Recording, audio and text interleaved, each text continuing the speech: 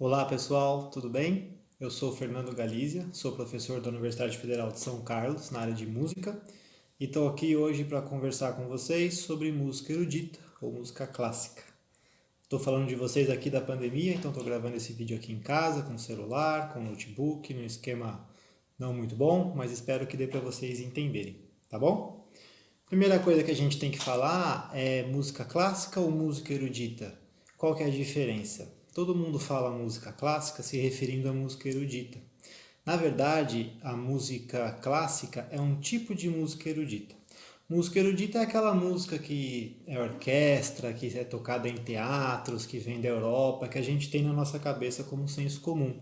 Ela se chama música erudita porque era consumida pela nobreza, em comparação com a música popular, que era consumida pelo povo em geral. Até é um termo meio ruim, né? Música erudita, parece que é uma música melhor, mas a gente sabe que tem muita música popular muito boa por aí, certo? Então, por que a gente fala música clássica? Porque a música erudita ela pode ser dividida em vários períodos de acordo com a história. Por exemplo, música antiga era a música erudita do período medieval ou renascentista, a música consumida pela elite nesses períodos. E a música barroca era a música erudita consumida pelas elites durante o período barroco. E aí tem a música clássica, que é a música erudita consumida pelas elites durante o período clássico. Depois tem a música romântica e por fim a música contemporânea. Todos esses são tipos de música erudita. Então vamos ouvir um pouquinho para a gente distinguir uma música da outra? Como eu falei, a música antiga ela pode ser dividida em música medieval e música renascentista, do Renascimento. Vamos ouvir um trechinho de uma música medieval e vocês vão logo identificar de que tipo de música que eu estou falando. Dá licença que eu vou mexer aqui no notebook.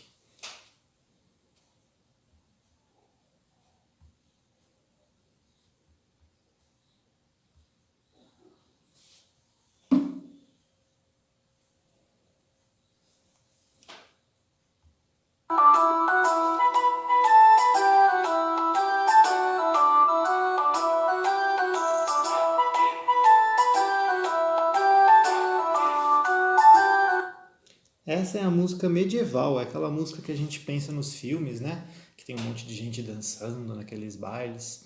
É um tipo de música erudita. Além dessa, tem a música barroca. E assim, digamos, o compositor mais famoso, que mais ficou para a posteridade aí desse período, é o Bach, que é esse cara aqui na tela. E vocês conhecem várias músicas do Bach. Quer ver? Vou tocar uma que é bem conhecida.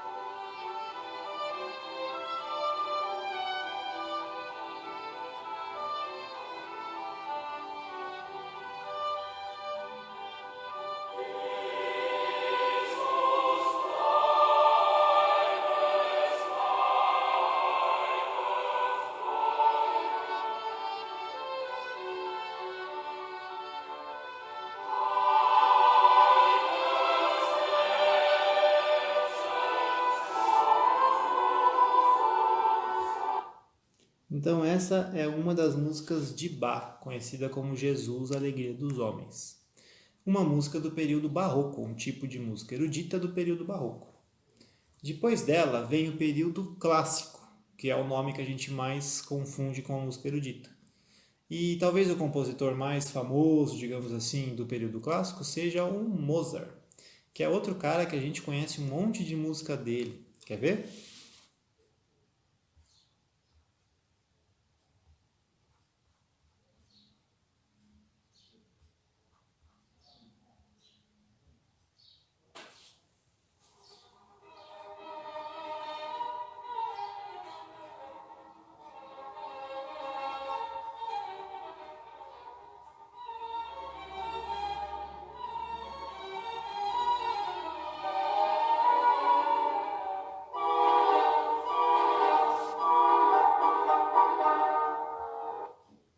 Esse é o Mozart, então, uma música bem conhecida, né? Depois do período clássico vem o período romântico. E aí a gente tem uma pessoa que é bem famosa e ela fica no meio termo entre o clássico e o romântico, que é o Beethoven. O Beethoven ele viveu na mudança do período clássico para o romântico. Inclusive a gente fala que foi o Beethoven que, digamos assim, inventou o período romântico. E o Beethoven é talvez o músico mais conhecido, né? Porque ele era surdo para começo de conversa e mesmo assim conseguia compor músicas. E talvez a música mais conhecida do Beethoven seja a Sinfonia número 9. Querem ouvir?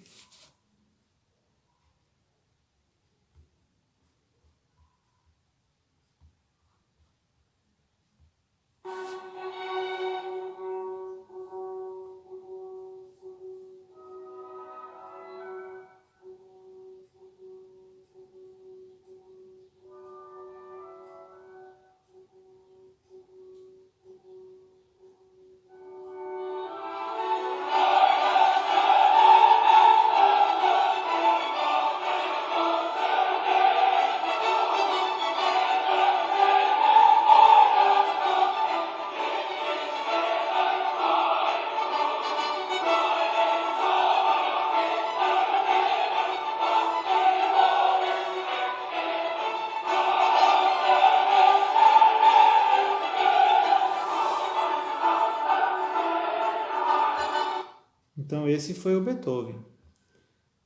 E aí, como eu falei, o Beethoven é considerado, digamos assim, o pai do período romântico.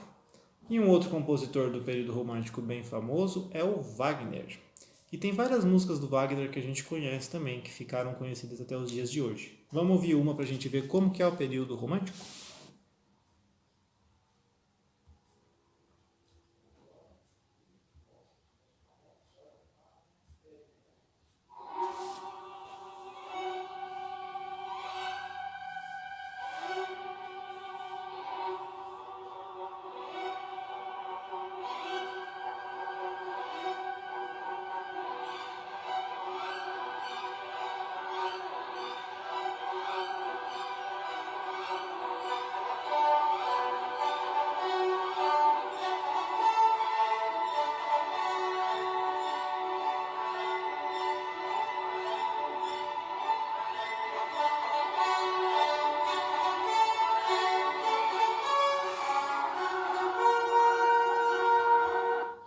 Então esse é o Wagner e a música romântica.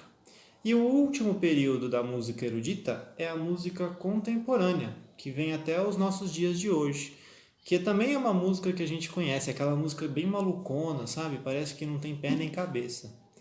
E talvez uma das pessoas, não sei se há mais famosa, seja o Schoenberg, que é um compositor de música contemporânea. Vamos ouvir um pedacinho para a gente saber como é que é?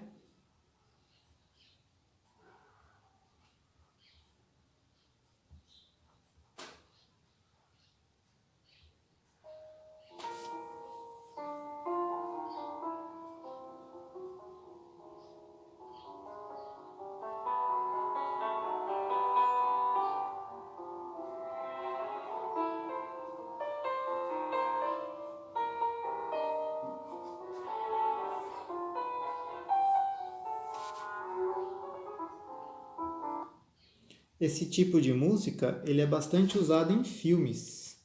Parece uma atmosfera assim um pouco de filme, não é? Bom, então esses são os períodos da música erudita.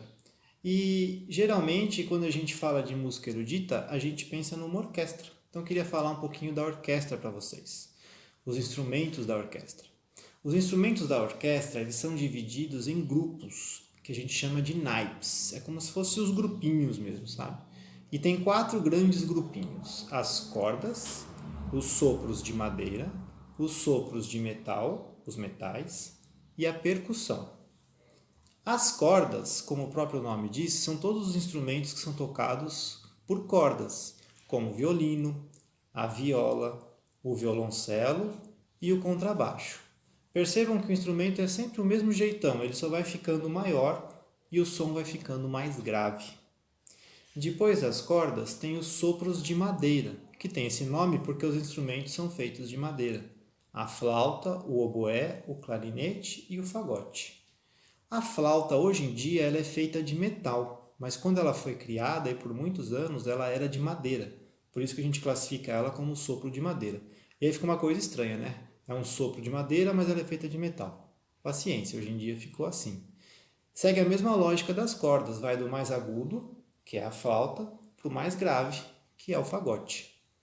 Depois vem os sopros de metal, o trompete, a tuba, o trombone e a... Desculpa, falei errado. O trompete, a trompa, o trombone e a tuba. E mais uma vez é a mesma lógica, vem do mais agudo, que é o trompete, até o mais grave, que é a tuba. Sempre dentro de cada naipe tem essa lógica do som mais agudo para o som mais grave. E depois vem a percussão. A percussão erudita ou de orquestra é um conjunto de vários instrumentos, todos eles são tocados batendo, percutindo, como o próprio nome diz. E aí você tem uma infinidade de instrumentos. E a última figura interessante de uma orquestra é o maestro, o regente. É aquele cara que fica na frente da orquestra balançando os braços e muitas vezes a gente não entende direito o que ele está fazendo.